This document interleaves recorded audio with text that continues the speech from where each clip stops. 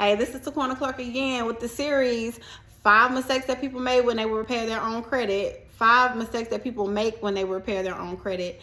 And mistake number 2 is not documenting their efforts, not keeping a paper trail. You have to be able to pull out them receipts, and the receipt should say, I sent the letter on this date. I sent the letter on that date.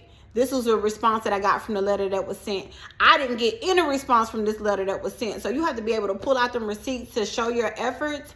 And that's one of the main things that is not advantageous when you call in and you make a dispute. You can't really keep a documentation. You could jot down, but like, who did you talk to? What time did you talk to them? If they have a recording of the conversation y'all had, it doesn't benefit them to give you that recording. So you have to do your documentation on the end. And what's better than the U.S. Postal Service? If a person sends something to someone in the mail, they can get a felony. So you know it's legit to send everything via mail. So yeah, make sure you're doing that.